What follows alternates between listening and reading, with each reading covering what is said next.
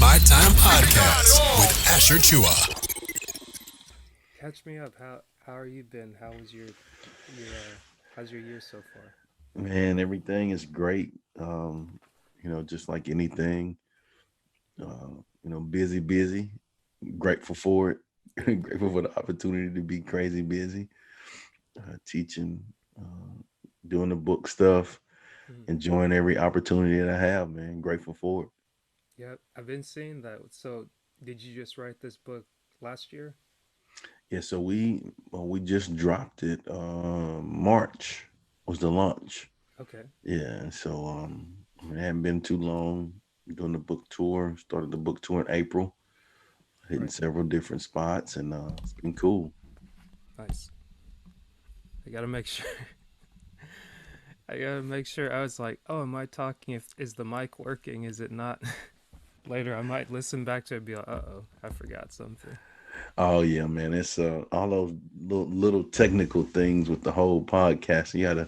I had to make a checklist in my head. Right. Mic, good. What? Yeah, record. Yeah, like all of those things. You have to make that checklist in your head, man. Got you. So, tell me a little bit about the book. Yeah, so it's the impact of influence. Are we good? We Yeah, yeah, rolling? we're good. We're Yeah, good. We're good. yeah. So the impact of influence. The book is made up of 17, powerful men that, are just good guys, good-hearted men, good intentional guys about making a positive difference. Mm, And so, 17 guys in all, various areas, preachers, teachers, superintendents, all businessmen, all kind of fields, fellowship of Christian athletes, uh, and just telling their story about something or someone that has influenced them in their life, and it's influenced them so much that it impacted them and changed them to be who they are, mm, right? right. And so in the book we just talk about that experience or person, what we've learned from that, and Right. then how we're using that to help make our world a better place. That's amazing. So, Yeah. is each one of these is each one of these men a contributor, or each one of these people a contributor to the book? Yeah, so we all have a chapter in the Okay, book, and gotcha. each person has a chapter. So 17 chapters of rich content from powerful men. Man, that's amazing. How Yeah, yeah. how did you manage to get the 17 of you guys together? Man, I don't know. I'm still wondering that myself. No, no, no. It's no. I'm connected with a guy that has business and books mastermind, Sugar Ray Destin. He reached out to me. He's like, man, you're connected to some great people. You ever thought about bringing some of those people together and putting their stories in a book? I Mm, was like, man, that's a good idea. Yeah, let's do that. yeah, And so, that day, he and I we made the cover. We, got the cover together. hmm, Um, you got it there with you. yeah, within a week and a half. Um, yeah, and this is the cover right here. That's the front cover, the impact of influence. Ah, that's nice. Yeah, and then the back cover have everybody's picture on there. Man, that Yeah, looks good. thank you, thank you. And so, had the cover within a day, front cover. We didn't have, but then Hmm. within a week and a half, had all of the guys, set up. They were a lot of them didn't even let me finish asking them. They're like, "Yeah, let's do it. Let's get it." And then 3 months later, like this was January, then in March we launched it. Oh wow, Um, that yeah, I mean, quick turnaround, man. so So you we guys made the book cover, and then by March you had the book written, published, ready to ship out.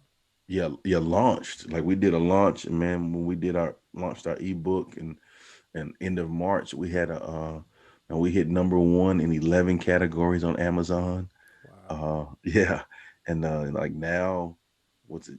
June now. It's only been a few more months, so and we're on a book tour. So I mean, it's been all of this has happened within the last 6 months.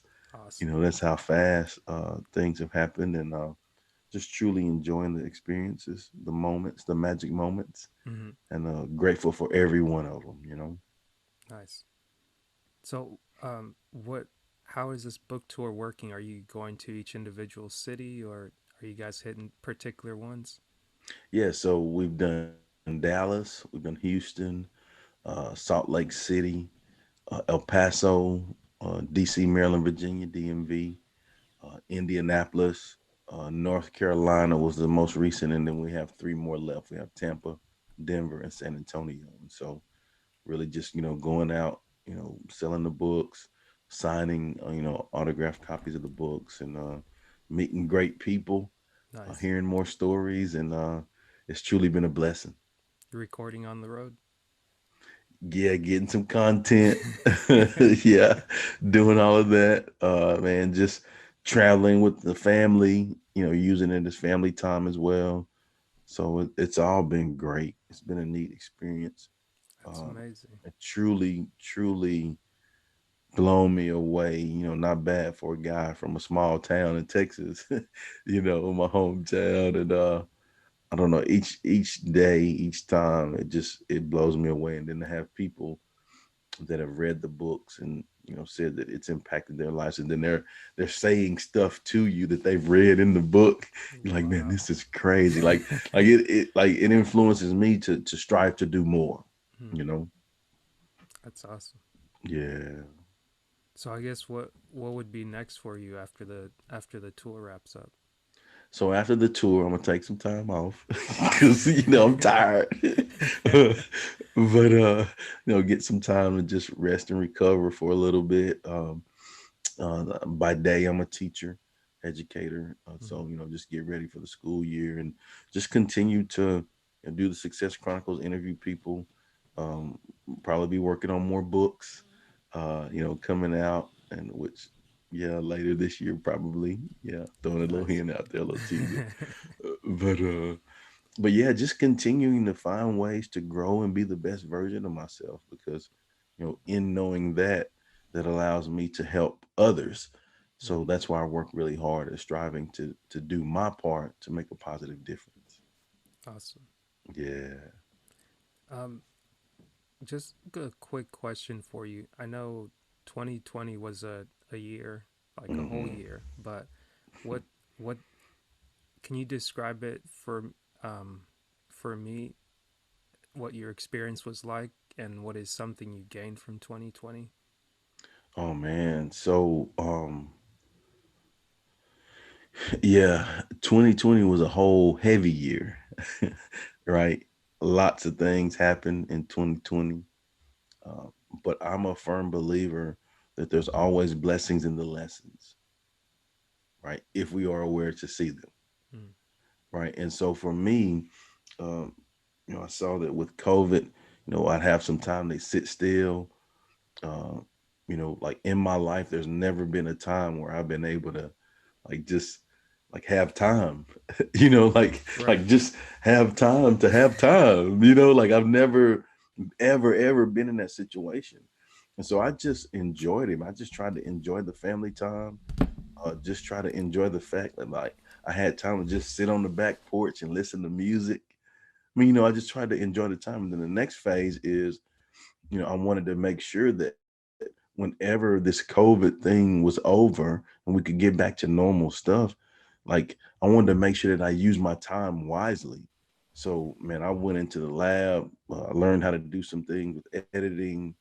I wrote lots. Mm. Um, I learned some things that I've always wanted to learn that I never had time to learn. uh, I did that, and so coming out of it, man, it's on. Like coming out of 2020, like it's on. Like book tour, Right. and I've written several things. Some things I haven't even put out yet, Mm. and so I think that it was great for me in the fact that it allowed me to grow. Hmm. Some of the things that took place, were tragedies, and I hate it. And for some of the people, like some of the people had, you know, family members that passed that they couldn't be there with them, because of the like that kind of stuff hurts my heart. And then some of the injustices, that Mm, took place, all of those things. It was definitely a year, like you said. It was definitely a year of, observation, growth, mm. making plans to move forward, to continue to strive to be better. That's what 2020 was for me. Awesome. Yeah. So, as you continue with 2021 and you're preparing for what's next, Hmm. um, have you had any challenge to rush putting something out versus like pacing it as you're doing? Oh yeah, I think that's the constant battle. Um, the we have to find balance. In everything we do, always have to work to find that and maybe balance it in the word. Maybe integration is the Mm, word I'm looking for. We have to be able to integrate all of the things that we're working on and striving to be better, but then also be uh, in the moments and enjoying those special moments that we get to have, and mm, don't just look too far down the road. Yes, plan for the future, but don't look too far down the road where you don't understand that you're blessed to be in the situation that you're in mm. right now. Like, Right. I'm grateful for the opportunity to be on this podcast platform with you to highlight my story. So, like, I don't know about tomorrow. Like, I'm in the moment right now, and I think that that's the beauty of what we have to make sure we continue to work on. And yeah, I know that I got some writing, got some tour stuff coming up, but man, I'm in the moment with you right now and enjoying it. And I appreciate that. Yes, sir. Yeah. So, um, from the last time we talked, I believe that was 2019. Yeah. Hmm. Man, it's crazy to think how much time is just kind of flown by at this point. At other times, it feels like it's just crawling by. And like kind of back to what you were saying, looking at the year 2020. I was talking with a friend of mine yesterday, John Hargrave, Hmm. and he kind of gave me a different perspective on this phrase I've heard Brian Keith use. I think you know Brian Keith. BK, Yeah, yes. BK. Uh-huh. And BK would usually say this as an encouragement to say, whenever you feel like you're going through trials and tribulations, or it just feels like the world's coming up against you with all these tests and challenges, you're not being buried, you're being planted. But Hmm. what John said, um, John Hargrave, he said, uh, it can be both, but you really have to think about the intent. Like if you're planting a seed, you do bury it, but you may have the intention of um, planting it at the same time. But then as you're doing, like, the intent and the action that you perform affects the results that you get. So although you may feel like you're getting buried, um, you're still being planted in the process, and the result that comes out of that can either determine um, the result can be determined by your perspective and seeing whether it's something being done to you or it's something that you're doing to yourself. And for some reason, I wanted to tie that with what you were saying earlier. Um, is that something you find more and more of as you're going through 2021, or is that something that doesn't register necessarily with what you're currently doing?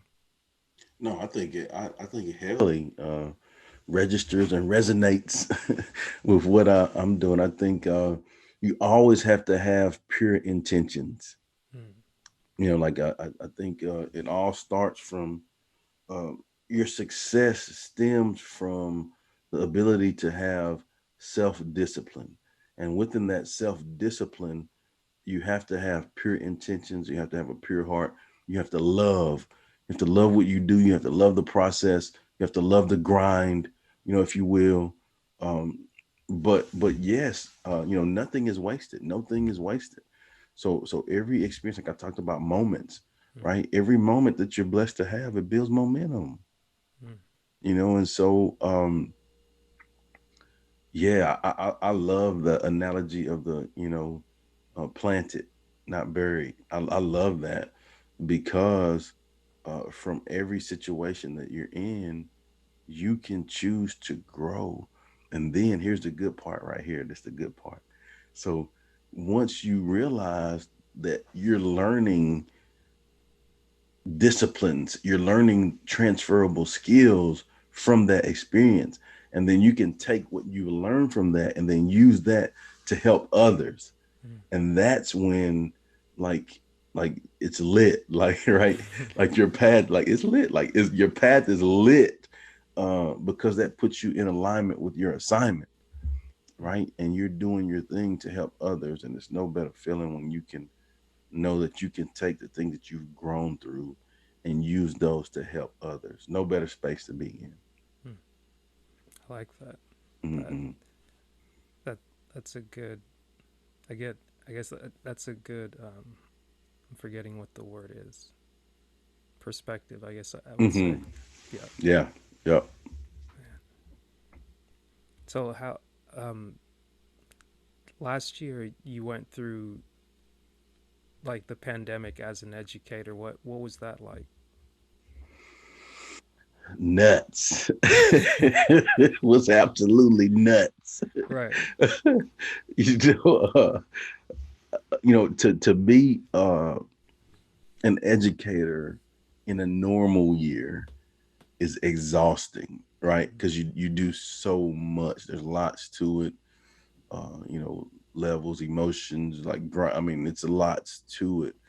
But then when you look at adding in the pandemic, now you're doing 2 and 3 times more than what you did, mm, as an educator. So it was really exhausting, um, challenging, but also I think it was beneficial as well, because there were some great things that came out of it. It allowed us to have, it allowed us to check our systems that we had in place, mm, to see how we could, make those better, communicate more effectively, use technology more, yeah. in education. So, we were forced to do those types of things. And so, although it was tough and exhausting, I think that there were some positives that came out of it. Mm, And moving forward, it'll allow us to be better, I think. that's good. I guess Yeah. what's an example of something that um, was more of a challenge, and what's something that came out better than it started? Zoom. I mean, that's pretty. I feel like Teddy Riley, but all I want to do is zoom. Like, and so, I mean, you think about it, being able to teach video, through Zoom, have Zoom classes and Mm, do all of those. That's just one example. But then people were creating, um, there's things that we may have used as resources in the class that we added in a technology piece to it. mm, Now we were dependent upon the technology because they weren't in class, they're at home. So right. we're creating a class virtually, Right. Right. right? So all of those things, the technology piece, I think is the thing that has blown me away. It's truly allowed us to advance, with communication, I think. Yeah. That's awesome. I Yeah. I, I like getting your take again on this because I guess some people maybe made memes out of it, and sometimes it's like the internet or social media isn't really reality. But to your point, it's like it didn't get easier for the teachers just because the students weren't there, but in a lot of ways, it actually got harder to where you had to like jump through a lot of hoops. Like you mentioned Yes. Zoom, like what were some other things you had to really like jump through or take on to be able to continue educating? Yeah, I think too, one thing as you said that made me think of like just one prime example is like taking roll. You know Mm, what I'm saying? Like it's a simple thing. Typically in a classroom, the kids are in to get in there. You call roll, you call the names, mm-hmm. you check them off. Yeah. Okay, well, if you're not in the classroom, you can't do that. Right. So if you're just virtual, so now you got to check roll virtually, Mm-hmm. you know, okay, then the deal became like in our district, we did, kids got a choice to choose if they wanted to be in person or virtual. Mm. So then now you're checking roll like two different kind of ways. Like the in-person kids, you got to check them. The virtual kids, you got to check them. And Right. then keeping up with the work that they Mm. turn in, giving them assignments, and Right. then keeping up with the work. You know, and then the next phase is, you have kids that, this week I'm virtual. I had the COVID, I had to do a test, so I got to be out 10 days. So now you were in person, now you're virtual. Then when you come back, and so, you think about it, each class, has 20 to 30 kids in there. And we got, 4, 7 classes a day Mm-hmm. with that. Just that dynamic is a lot. Right. Just that one example that I just explained Right. Right. is a whole lot. That's not counting, okay, communicate with the parents, let the kids know, the grades, like grading, all of that. Like that's not even counting that. If you're in Right. person, lunches, changing schedules, like are they in the right classes? Like I ain't even went into any of that. But I'm just saying check and roll. Right. Calling the roll. So yeah, it was lots that went along with making it happen. And I think, educators were exhausted with it. Like everybody. Everybody's just doing the best, we can with what we have. Mm. This is uncharted territories.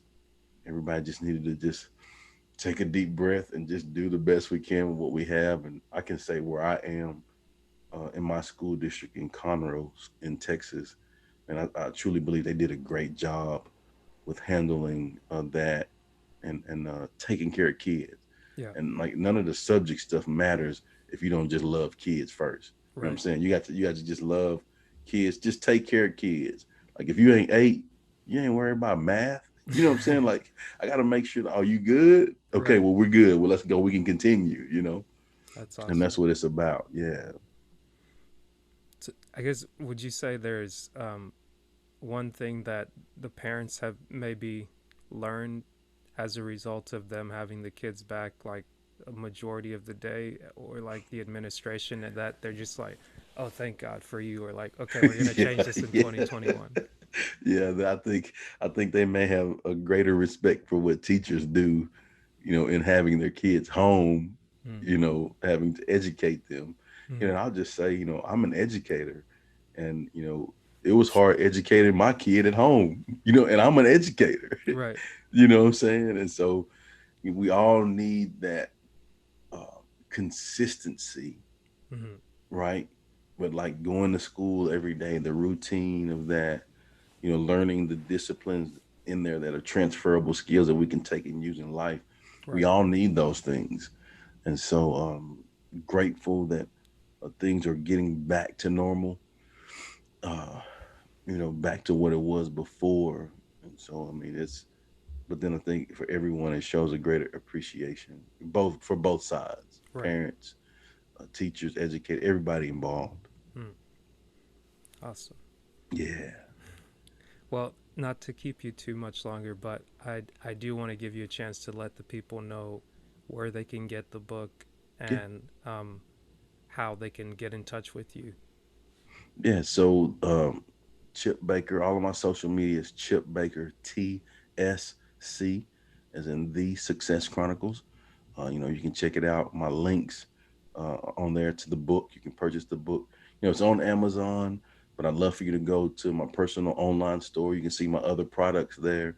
You can also get a signed copy of the book there on my online store. And then Twitter is Chip Baker 19. But yeah, I would love for everybody to go show support and check it out. And I hope that the book will, influence you in such a manner that it'll impact your life and help make the things around you better. Awesome. Thank you, Mr. Baker. Man, thanks so much for the opportunity. Good to hang out with you again. Yes, sir. Talk to you soon. Go get it. This is the It's My Time podcast with Asher Chua.